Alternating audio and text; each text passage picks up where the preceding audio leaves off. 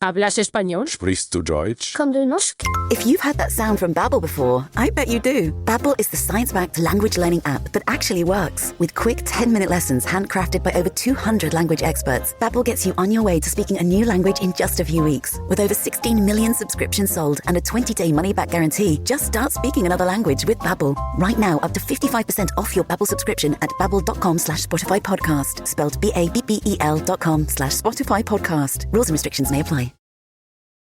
This episode is brought to you by LifeLock. The holidays mean more travel, more shopping, more time online, and more personal info in places that could expose you to identity theft. That's why LifeLock monitors millions of data points every second.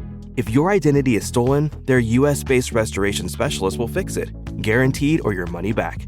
Get more holiday fun and less holiday worry with LifeLock. Save up to 40% your first year. Visit LifeLock.com/podcast. Terms apply.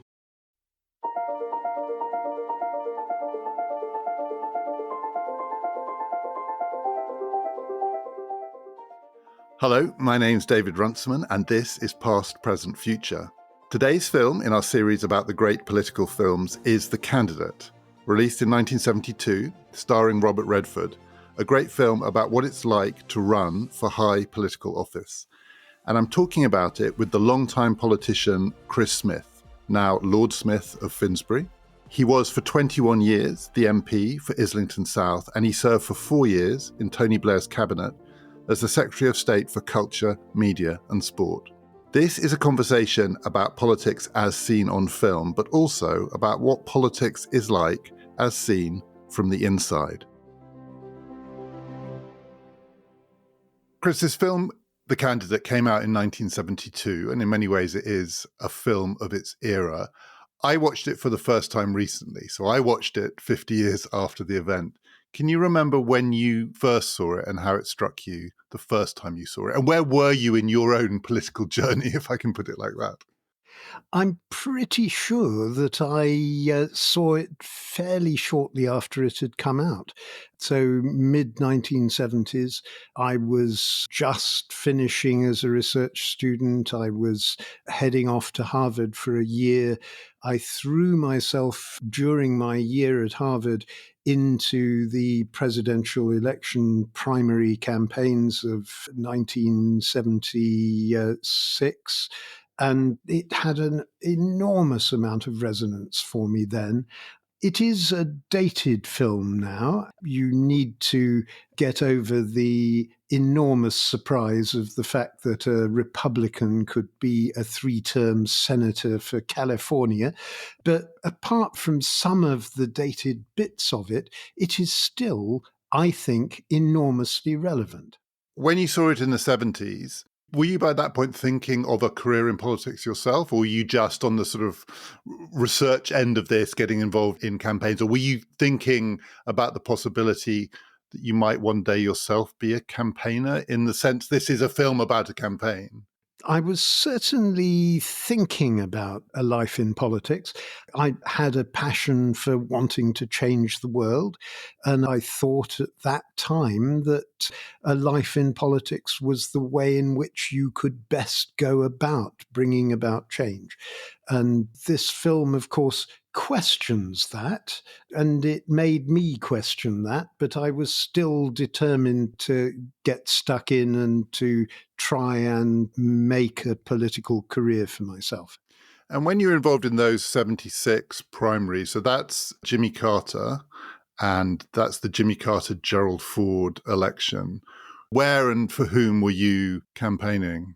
I was campaigning for Mo Udall, who was a congressman from Arizona, and his brother, Stuart Udall, ended up becoming Secretary of State for the Interior, I think under either Clinton or Obama.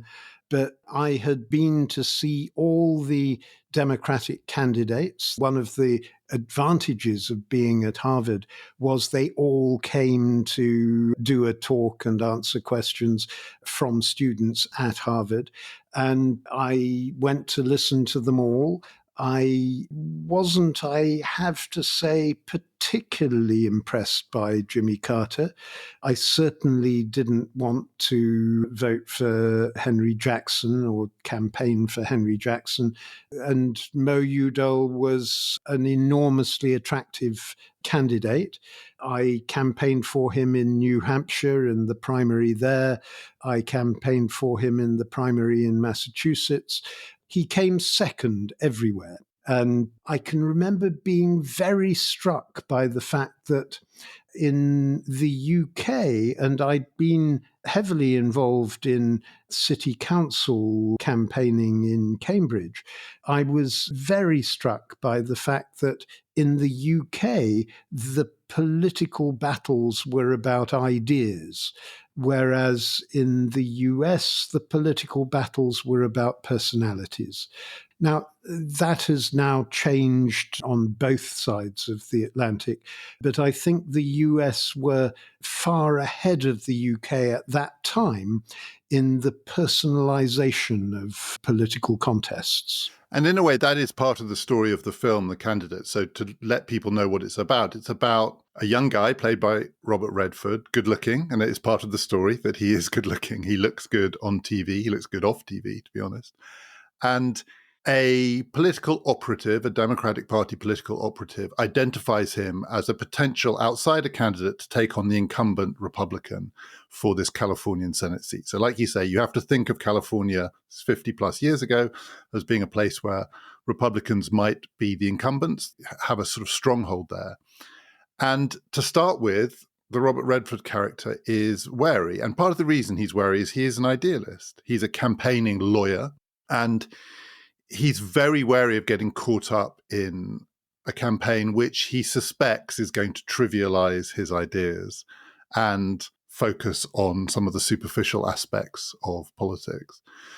So when you saw it, and seeing it as someone whose involvement in politics had been British to that point, before you then in 76 did the campaigning in the States, did it strike you as surprising? Did it strike you as cynical, the way in which this film basically shows a man being stripped of his ideas and his ideals in the pursuit of office?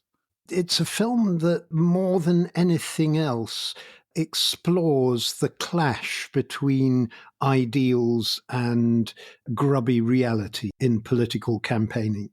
And that is something that I think has taught me a lesson throughout my political career. And it is undoubtedly the case also here in the UK and in any attempt to operate in government in the UK. In the film, you see his idealism at the outset gets transposed over time into a sort of mush that is there to be unfrightening to the electorate. And that, I fear, happens an awful lot in political campaigning. There are two moments when his idealism still surges through and he abandons the mush. One moment is when he's doing a direct debate with his Republican incumbent opponent, and through the entire debate, he keeps to the script that he's been given by the political operatives around him. But then suddenly at the end, when they're supposed to give concluding remarks, he abandons his script and he passionately says what he believes. And he says, there are things here that we haven't talked about. We haven't talked about poverty. We haven't talked about race. And those are the things that this election ought to be all about. And it's as if he can't help himself to say that. And that's the idealism coming powering through. And there's another moment where he's meeting a shady union operative from the Teamsters, and the guy who is the leader of the Teamsters offers him his support and says, there's an awful lot we have in common. And Bill McKay, the Robert Redford character, turns around and says, I don't think we've got shit in common. And that's another moment when the idealism really comes through. And one of the most profoundly impactful books that I've ever read was an account of Franklin Roosevelt in the White House through the 1930s and into the Second World War. And it's called No Ordinary Time by Doris Kearns Goodwin. And now Franklin Roosevelt is one of my great heroes. He transformed America and American politics. He did so much. And yet, through the course of his time in the White House, looking at what was happening week by week by week, you see that he's doing deals, he's making compromises, he's settling for half of what he wants because it's better than nothing. And that is the whole process of politics and government in a nutshell. You are always having to do deals to settle for less than the ideals that you still, I hope, hold fast to. But by doing that, you make small steps of change, and that is, one hopes, change for the better. And you always have to keep the ideals in front of you, but know that you are never, ever going to achieve everything that you would really like to. One of the things this film suggests is that this campaign for Bill Mackay, the Robert Redford character, it's an education in politics. And we'll come on to some of the things that he learns. But I thought one of the things that was so interesting about those moments where his idealism breaks through is they tend to be connected with a kind of self-disgust. So that scene you described where he meets the Teamster boss and he arrives at the meeting late and without even being implied, it's almost explicit, but not quite spelled out. He's late because he's been in bed with the woman he's now having an affair with on the campaign trail. At the start of the campaign, we see him with his wife, and his wife encourages him to run. By the end, it's clear their marriage is in trouble, and the film ends with a scene where there's a real bleakness between them. But he arrives at that meeting late, and it almost feels like his principal stand against this guy in order to say, I'm not like you, is because he's already learned that he is a bit like the people that he loathed, because the campaign has more or less corrupted him at this point. I mean, it hasn't corrupted his ideals, but it's corrupted him as a person. And even in that debate, he breaks because the pretense of keeping up the on-message, don't frighten the horses politics leaves him with a kind of self-loathing. So I don't know whether that rings true with your own experiences of campaigning. But what's great about this film, in a way, is that it never gives you anything kind of pure and untrammeled. Idealism in this film is not far from self-loathing. You're absolutely right about the film. Just reflecting back on a lifetime of politics, did I ever find the same element of self-loathing? Occasionally, yes, when I was holding my nose and going through the division lobby to support something I didn't really want to do in order to hold the government together and in order to ensure that I could continue to do the good work that I thought I was doing. Yes, there were moments when I was really angry with myself for doing that. It was only occasional. And there do have to be moments when you abandon the desire to play nice, and you really do have to, on occasion, take a stand. And the most obvious example of that in my political past was when, having left the government back in 2001, 2 years later, I led the parliamentary opposition to going to war in Iraq. It was really difficult to do. I made myself very unpopular with a lot of former colleagues, but I felt completely passionately that it was the right thing to do, and I went ahead and did it. Did you find that the idealism and the self-loathing tended to come together in the sense that I think Bill Mackay, the Robert Redford character in this film, and we should be clear as well, we're talking about campaigning, not governing. So there's a whole set of questions that he's going to have to face, and we are only shown the journey And plot spoiler here, he wins, reader or listener, he wins the journey to office. He's going to be a United States Senator, which is a pretty significant role. And of course, there is that delicious moment right at the end of the film where he's won and he's desperate to ask his political minder, Marvin Lucas, what do we do now? Because now he's been elected, he has absolutely no idea what is now expected of him. And yet one feels that he's learned something. And one of the things that he has learned is that the idealism and the self-disgust, they go very closely together. But it's almost like through the film, he loses a kind of control of himself. He's very poised at the beginning of the movie because, so to let people know the setup, a character, Marvin Lucas, the operative, who's identified him as a potential candidate to take on this Republican incumbent and see something in him that he may not have seen in himself. But he has to shake him out of his complacency. He's comfortable at the start of the film. He's got his gorgeous wife, his gorgeous ranch home in California. He's doing good work out in the community. And he's a bit smug. He's quite pleased with himself. And part of his pleasedness with himself is that he feels he's above this stuff.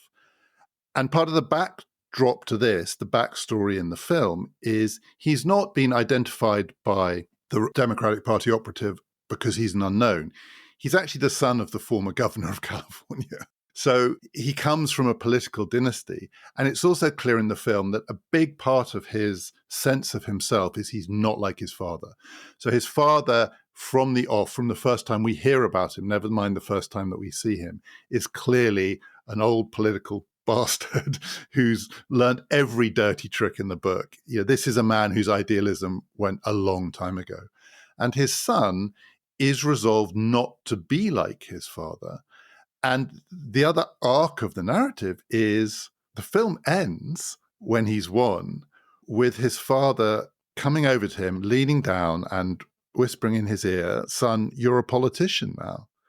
You are like me." And so there is that sense in the film that he loses his idea of who he was. And as you say at the end, it's not clear he's acquired a new sense of who he is. He feels a bit lost. Would that be fair that he doesn't come to a sort of Franklin Roosevelt Olympian understanding of this? That's going to take another 50 years in this journey. We see the moment where someone goes into politics and loses their idea of who they are. I think that's very perceptive as an analysis. The relationship with his father is a theme right the way through the movie. At the outset, he says to everyone, "I do not want my father involved at all in this campaign." By the end, as you say, his father is leaning in and congratulating him on his victory and telling him he's done it by the use of the old political arts.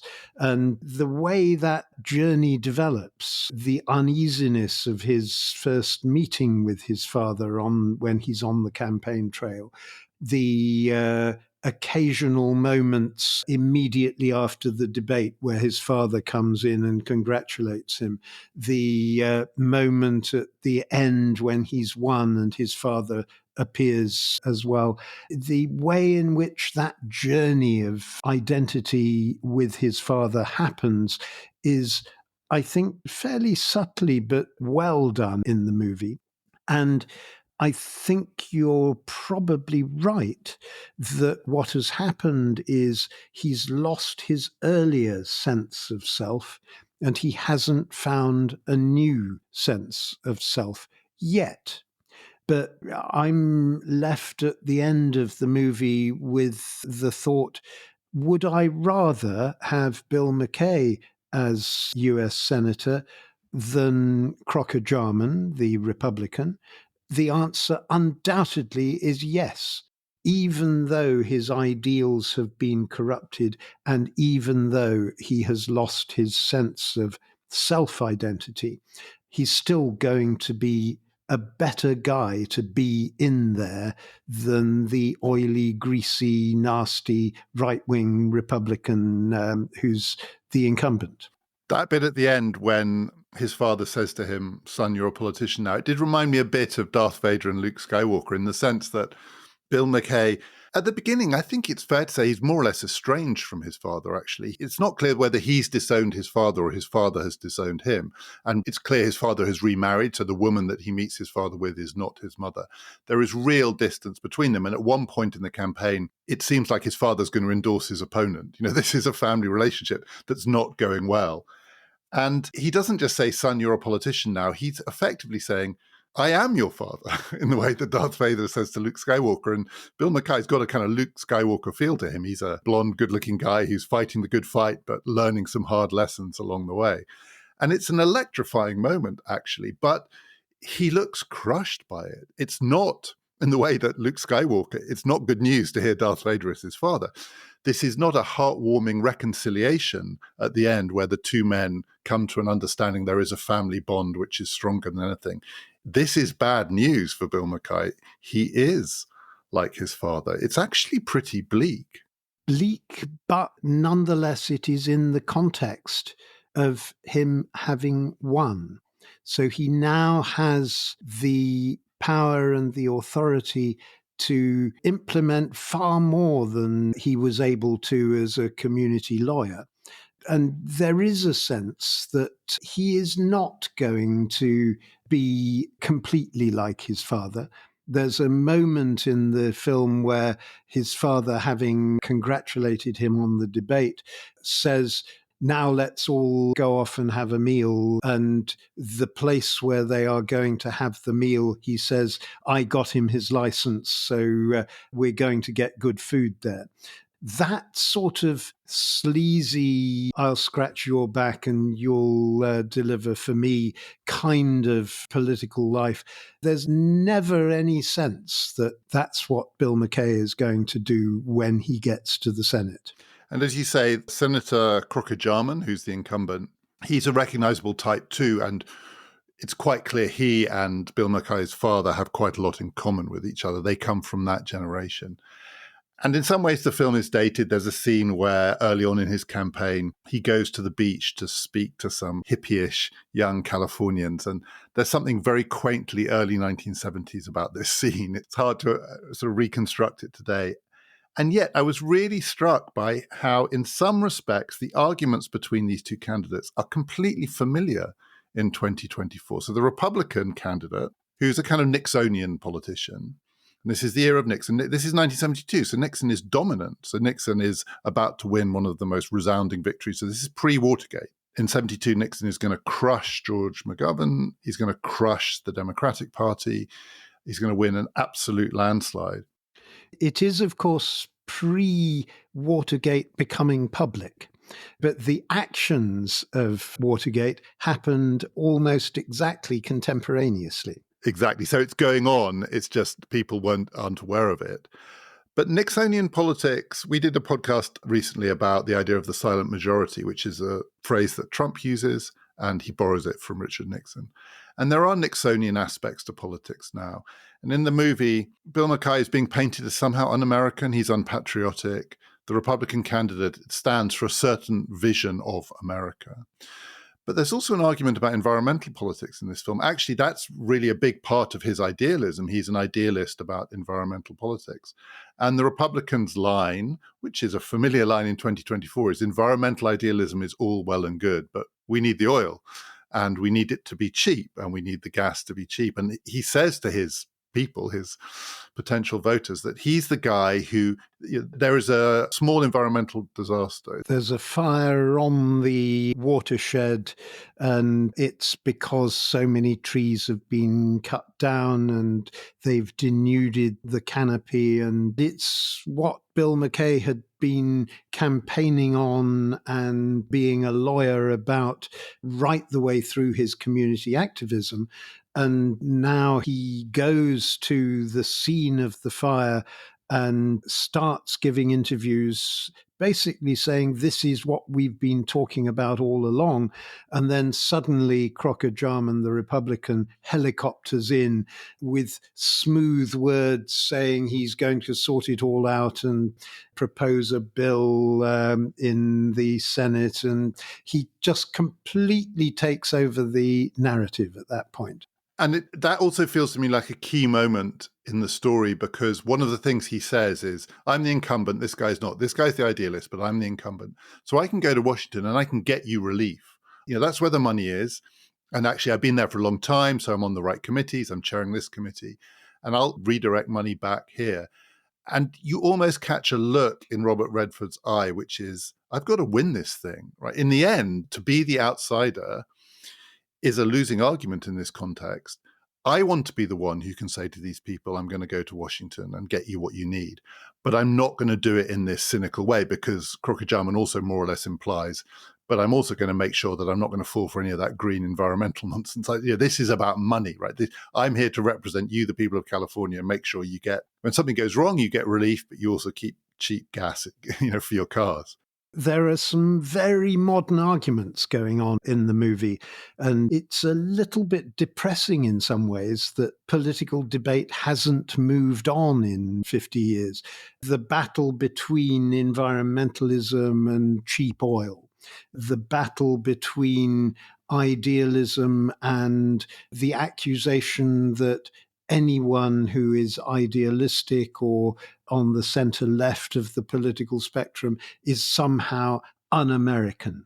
You could listen to Donald Trump talking about Kamala Harris in exactly the same terms that you could listen to Crocker Jarman talking about Bill McKay.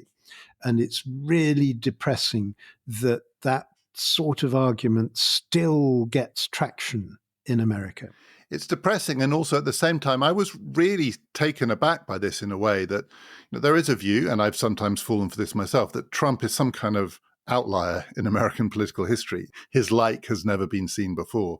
And you watch this movie from 50 years ago, and some aspects of the Trumpian political style are unfamiliar in this context, because Crocker Jarman, he's an establishment figure, so he's not running as an anti-establishment candidate.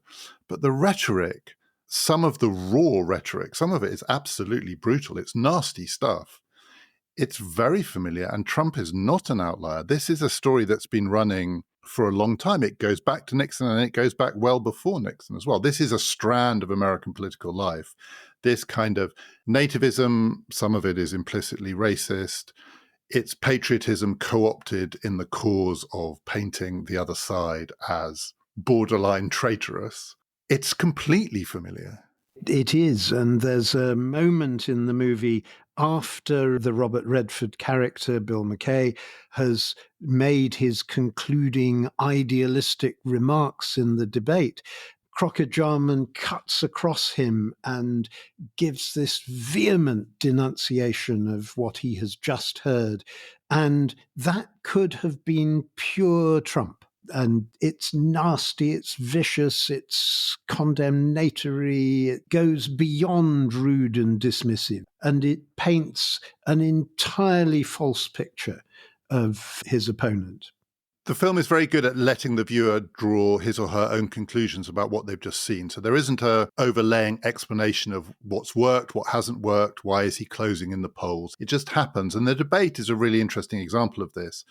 He's given his on-message lines to take, which he's meant to stick to, and he holds to them looking more and more physically uncomfortable, and then he cracks at the end. And he does his impassioned idealistic thing to the horror of his minders who think, oh, he's blown it. The public are going to see him as a sort of hothead and a lefty and all the rest. But he also succeeds in goading his opponent so that his mask falls away too. And this may be the difference between now and then, in that it's very Trumpian, the little speech he does at the end. And there is at least the implication that it's done him a lot of harm. Because after all, he does lose, right? This debate, which from one perspective for his minders has been a bit of a disaster for Bill McKay because he couldn't hold to the message. But he does the thing that can otherwise be very successful in the debate, which is he prods his opponent to the point where his opponent cracks too. And it may be that actually that was the point at which his opponent was on the path to defeat. So that's not Trump, because it may be that 50 years ago, there is a point beyond which, maybe it's California, maybe it's the Times, maybe it was a more conventional age of politics, where that raw, vitriolic, nasty underside of the message alienates more people than it appeals to. This episode is brought to you by Etsy. Oh. Hear that? Okay. Thank you. Etsy knows these aren't the sounds of holiday gifting. Well, not the ones you're hoping for. You want squeals of delight. Happy tears. How did you? And spontaneously written songs of joy. I am so happy. Oh yeah, oh yeah, oh yeah. Okay, the song needs a bit of work, but anyway, to get those reactions, make sure everyone on your list feels heard with handmade, handpicked, and designed gifts from small shops on Etsy. Gifts like personalized jewelry, custom artwork, cozy style items, vintage pieces, and home decor to celebrate all of your favorite people and their specific kind of special. For original gifts that say, I get you, Etsy has it. When you share your food, you share your heart. So what's on your table this holiday season? Save on your festive feast at Kroger with delicious deals on all the holiday classics. Or wow the crowd with something new, like a quinoa stuffed butternut squash. It's sure to add a pop of color to your spread. How about a sweet potato casserole with a crunchy oat streusel topping? Made with care for the sweet tooth and the savory tooth. With Kroger, fill your table with love and watch as your guests' hearts get as full as their bellies. Kroger, fresh for everyone. Although, of course, there was a moment this past American presidential campaign, the one debate that Kamala had with Trump, there was a moment when she got under his skin and the mask began to fall a bit. But with Trump, the mask is the candidate, and for some reason or other, large parts of the American electorate like the rhetoric that comes along with that. In a way, that's the difference. So the two debates look similar, but one results in a defeat, one in a victory. And I think Crocker Jarman's problem relative to Trump is that he is a hypocrite. He is a kind of smarmy, oily candidate who's actually keeping the smooth talk going, trying to keep the nastiness under the surface. So when the nastiness breaks through, there's something repugnant about it. If, like Trump, you're a candidate in which you're not trying to hide that. You know, the thing about Trump, for better or for worse, is that he's not a hypocrite. I've said this before on this podcast. He's many things, but he's not a hypocrite. What you see is what you get. And the reason it's so effective in the film, the goading of the Republican candidate, is it does strip away the mask to reveal something underneath. I think the debate is actually a great scene because it's left very ambivalent at the end as to who's won this thing, actually. And even the operatives are very uncertain at the end as to what they've just seen. He went off message, he disobeyed his orders, but they have a feeling that he might have got away with it. And of course, the whole thing is completely subsumed by the fact that his father suddenly enters the room at the back of the studio and effectively gives an endorsement for the first time to his son. And that becomes the news story. I think anyone who sees this film now will inevitably, and I'm going to ask you if it's true of you, but it was certainly true of me, will be reminded in parts of The West Wing. So this is partly simply because Peter Boyle, who plays Marvin Lucas, looks quite a lot like Toby Ziegler, for people who know The West Wing. And he had something of that persona about him too. But it also follows a West Wing plotline, or I should say The West Wing follows the plotline of this movie, which is later on in The West Wing, where the Bradley Whitfield character, Josh Lyman, finally leaves working for Bartlett because he wants to find the next bright hope, the next big thing. And he sort of goes out into the lower rungs of American politics to try and find a young, idealistic candidate that he can mold into a potential presidential candidate. So in that case, the candidate is Matt Santos, Jimmy Smits. People who've seen The West Wing will know exactly what I'm talking about there. And something similar is going on here. And it's not clear how you're meant to think about Marvin Lucas, the operative. It's quite a subtle performance in a way. He's not himself necessarily a cynic. He's doing it because he wants to win. Like all people in politics, he thinks the most important thing is winning. And it did remind me a bit of The West Wing. One of the great things about The West Wing is it was neither a cynical nor a particularly idealistic portrayal of politics. Everybody was complicated and compromised. I mean, obviously you saw it before, so I saw it after I'd seen The West Wing. You originally saw it before you see The West Wing. But do the two speak to you in the same way? Do you think there's a relationship there? And I saw it long before I saw The West Wing. The one thing I did when the first lockdown hit us, and there were these long evenings that you had to spend on your own. And I got myself the box set of the entire West Wing, and I watched it all again. And I absolutely loved it. And yes, there are great similarities between The Candidate, the movie, and The West Wing. And the Marvin Lucas character, like the Toby Ziegler and Josh Lyman characters, they are complicated. They are rather good at what they do.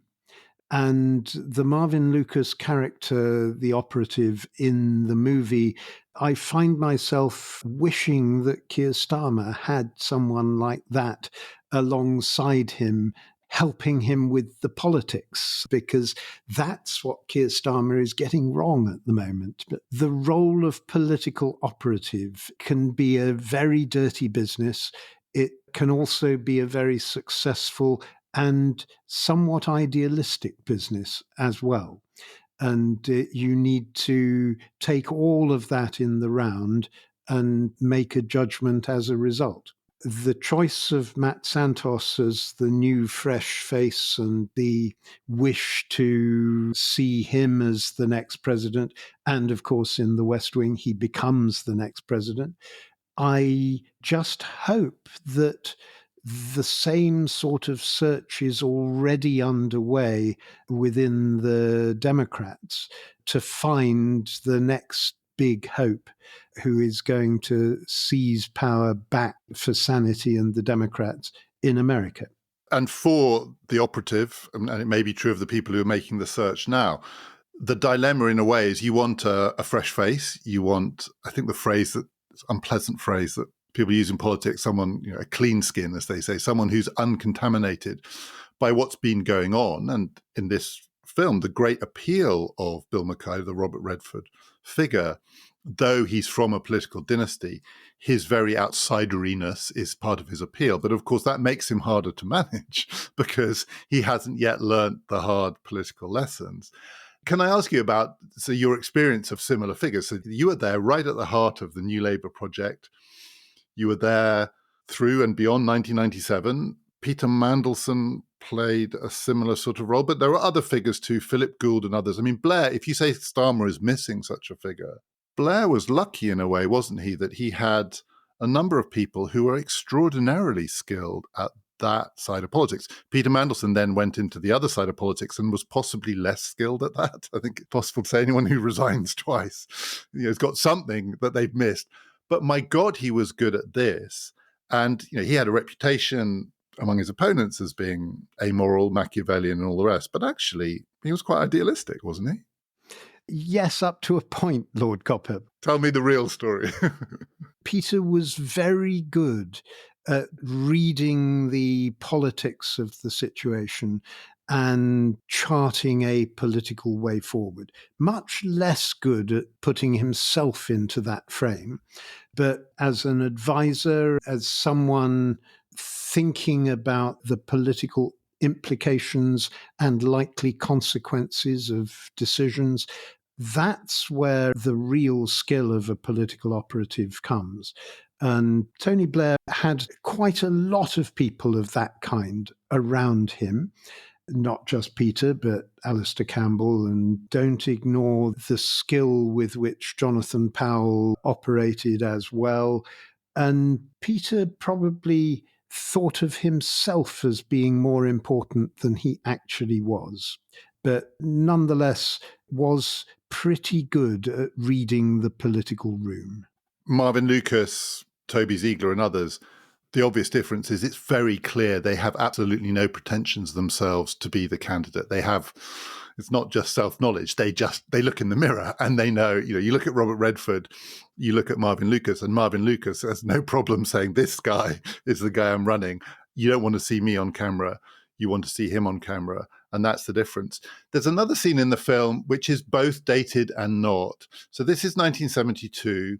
There had come to be an understanding during the 60s in particular. A whole series of books were written about the relationship between politics and advertising. And there had come to be an understanding and some people thought it was cynical, some people thought it was realistic, that politics and advertising went closely together from the Kennedy era onwards, and the packaging or selling of a politician is a large part of how you win. And the phrase that's sometimes associated with this is retail politics. And there's a scene in a shopping mall where Bill Mackay looks sort of horrified to see himself being paraded in this shopping mall like a product, but he accepts it. But at the same time, when he's railing against it, he's sort of disgusted by the idea that politics has just become like selling this deodorant rather than that deodorant. He sort of captures the bridge between these two eras. People had come to understand that politics is a retail business, and yet the idealism in him is horrified by this. And there's a particularly lovely scene because in his stump speech, he's giving high-sounding phrases about the richest country in the world, and we can't house all our poor people, and we can't feed all our hungry people, and so on. And then he's sitting in the back of the car going away from a meeting, and he begins to jumble up this word salad in a totally meaningless kind of way. And that is a moment of profound realization about the script that he has to follow and the fact that it teeters on the verge of meaninglessness. But nonetheless, he's exploring both sides of that nightmare. He realizes that there is some meaning to the script, but he also realizes that it's very close to being complete verbiage. And celebrities play a part. The real Natalie Wood is in the film as Natalie Wood. He's told a Hollywood star is here to meet you. And it does also bridge those eras of American politics in that some of the scenes are really quaint. The dancing girls, the razzmatazz, the balloons, like a political rally from the 19th century almost. And yet this is also the TV age. I want to just take you back to what you said at the beginning, because I was really struck by what you said, that when you first saw the film and then were campaigning in the United States, but thinking of a political career in Britain, there was a difference in that it was clear already by this point that American politics was selling the candidate, personality politics, phrase that's used for it. And yet British politics was still more about arguments about ideas. So when you then embarked on a political career. So take me back to your first campaign. When you first campaigned for Parliament and you'd seen this movie, did you find yourself thinking, Britain is different? I'm not actually living that experience. Or did you recognize elements of the film and saw that Britain was beginning to move? Your first campaign was 83, is that right? My very first campaign was in a completely hopeless seat, Epsom and Ewell, in 1979.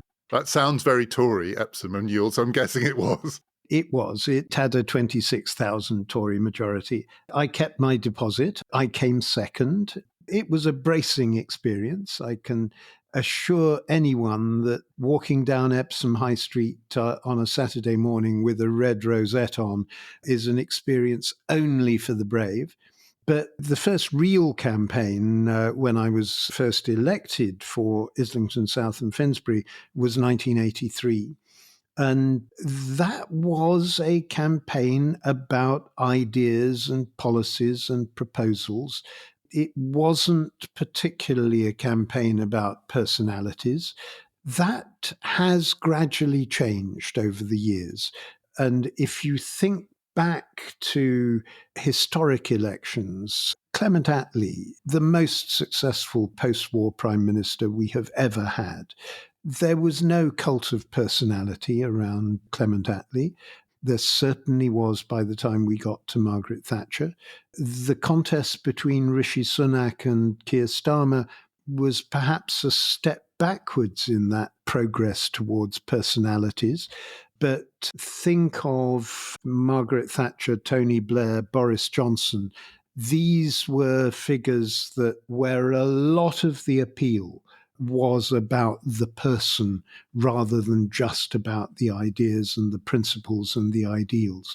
So we are becoming a bit more like America in that respect. In your campaigns, maybe in 83 or maybe subsequently, were there moments where you found yourself in situations that reminded you of the film? So, for instance, I assume you did hustings and so on for these. So not the big TV debate, but hustings with your opponent. In 1983, the Labour Party was standing on a pretty left platform. This was Michael Foot, the manifesto that was subsequently called the longest suicide note in history. I don't know where your politics had evolved to at that point, but did you find yourself in that campaign feeling that you had to say things that you weren't comfortable with, or that you had compromised on your principles? Or were you at that point simply on a mission to get into Parliament and winning was the job? There was one aspect of policy at that time that I was deeply uncomfortable about, and that was we were in the Labour Party, unbelievably, with hindsight, campaigning in that election to remove the UK from the European Union. And I was really uncomfortable about that, but that was the party's policy programme. And much against my better judgment, I went along with it. But the party then changed that policy very rapidly after that election. Did you believe in 1983 there was any chance that the Labour Party would win? Or did you know you were standing to win your seat, but you knew you were standing in a losing cause? Yeah, we knew we were going to lose. I was pretty determined to win my seat, and I only just managed to do that. My first majority was wafer thin, 363 votes, but I won. So it really did matter getting out there and talking to voters one by one. You needed to know those 363 people and get them. Oh, absolutely, yes. Your fellow Islington MP and the other Islington constituency is Jeremy Corbyn. And of course, in many ways, he's the counter to that narrative that you described from Thatcher to Blair to Johnson. So there are also moments in politics where a kind of, for want of a better phrase, anti-personality candidate, a candidate who very explicitly says, I'm about a set of ideas and not about the way in which you can package me and market me, does come through. You and he were MPs adjoining constituencies, I think, for a long time. How did you see him relative? So we're talking about Britain and America. He's a very distinctive kind of British left, far left then, and in many ways still politician, a successful candidate in Islington. How did you see him in this template of politics moving towards a more packaged version of itself? Presumably, among other things, the idea at that point that he would one day be leader of the party seemed remote. That was, at that point, incredibly remote. Jeremy is the antithesis of packaged politics. And that's, in a way, why so many young people particularly really warmed to him and voted for him to become leader of the party. And then in 2017, voted in quite substantial numbers for him. There was a sort of an authenticity about him that people liked. His problem, of course, was that he was very much on the extreme of politics. He wasn't fighting for the centre ground, and it remains the centre ground where elections in Britain are won or lost. During the whole of the 22 years that I was the MP for Islington South, Jeremy was the MP for Islington North. We remain good friends. We worked very closely together on local issues. We agreed to disagree about quite a lot of national and international issues because we didn't see eye to eye on everything.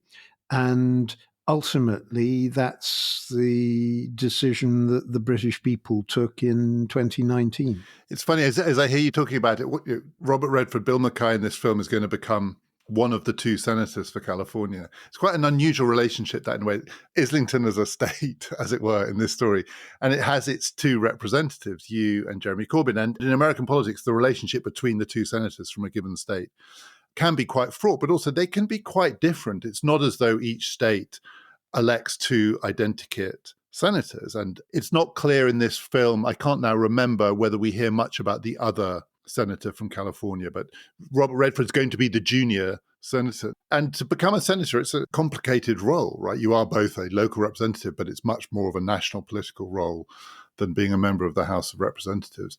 Just to come back to the film to finish, One of the questions I have about it, and I wasn't clear in my own mind when I finished watching it, and I touched on this earlier, is whether or not it is a cynical film about politics. It certainly has cynical moments, but thinking about the context in which it was made, 1972, George McGovern is going to run a relatively idealistic campaign, and he's going to be crushed by a ruthless, wily, and it turns out somewhat corrupt Republican presidential candidate. And the Democratic Party in 1972 was going through one of its phases of high-mindedness, particularly around the Vietnam War, and discovering that high-mindedness doesn't win on the whole. And Robert Redford goes on the journey from high-mindedness to ruthlessness, essentially. And he makes the necessary compromises, including what is perhaps the biggest compromise of all, which is a reconciliation with his father in order to get his father on side. Do you think it's a cynical film? If you can imagine watching it as a young person now, would you say this is a film to draw you into politics or to repulse you? What do you think? I don't think it's a cynical film. It explores the cynicism that sometimes infects politics, and it looks at that from a whole series of different angles. It shows the erosion of idealism. It shows some of the realities of what is needed in order to win democratic victories. But it doesn't glorify cynicism. I think it analyzes cynicism. And at the end of the movie, you are absolutely delighted that McKay has won over Jarman, because that is going to lead to improvement. And I think I took that message away from the movie when I first saw it. Did it make me want to go into politics? It revealed to me quite a lot about the political process. It didn't put me off going into politics, but it did make me realize that ideals have to be contested always with reality. The person that you do feel sorry for at the end, certainly I did, is his wife. So there is collateral damage to this. And Robert Redford's an incredibly glamorous figure. He was one of the biggest movie stars in the world, I think. This is the era of The Sting and Butch Cassidy and the Sundance Kid and Redford and Newman. And yet it's a very unglamorous film, and it's shot in quite a sort of realistic style, somewhat documentary-ish. So if people see it, it's got that feel of some of the films of the time that were actually documentaries rather than fictionalized accounts. And it's interestingly edited in that many of the scenes just end. They don't have a nice, neat bow tying them off. Stuff happens, and then the next thing happens. So it deglamorizes politics. I think it shows some of the collateral damage. There is a very interesting figure that we haven't mentioned. Early on in the film, we see Bill McKay in his sort of little community lawyer's office, and he has a team of devoted people. He is a very charismatic lawyer. Wherever he goes, he's going to be the center of attention. When Robert Redford walks into the room, doesn't matter what the line of business is, people gather around him like a honeypot. But in this case, the people around him are fellow idealists. And they crop up through the film too, and you can see the disappointment on their faces that he's left them behind to go for this other version of making change in the world. They are collateral damage too, actually. They are, and there's a moment at the end of the debate, after his father has done his laying on of hands moment. One of the former workers from his team in the Community Action Project, who's been there listening to the debate, comes and looks at him and shakes him by the hand. And there's a look of a mixture of pain and pride on this worker's face, because he's seen both the identikit scripted politician and he's seen the raw idealist at the very end. And there's a look of real pain on Robert Redford's face because he realizes that he's lost the implicit admiration and trust that his team always used to have in him. And it's as though they were his family to start with. We see him, as I say, with his wife when the guy comes to try and persuade him to run, and he's pretty skeptical. His wife is quite keen. His wife is a photographer. We see him in this sort of comfortable family setup. But these people are his family too. It's like he has a really tight-knit group of people around him, and they fall away one by one. So that by the end, the key relationships are with the operatives, with his father, a man from whom he's been estranged, a man he clearly, in a sense, doesn't love. He becomes lonelier. That's the other thing that happens to him. He's having what looks like a pretty soulless affair, I think. He's surrounded by beautiful women. They're throwing themselves at him. And it is Robert Redford. If Robert Redford becomes a US senator, that's what's going to happen. And yet there is a loneliness. So that's my last question, really, which is, you've done it, I haven't done it. And you've done it at a high level. You're cabinet minister in a very successful government. Is it a lonely business, politics? Oh, it's incredibly lonely. You have people around you all the time. But apart from your partner and your immediate family, actually, a lot of these relationships are purely functional relationships, and they exist for the moment when a decision is being made or an office is being held. There's a lot of a real sense of isolation about being in high political office.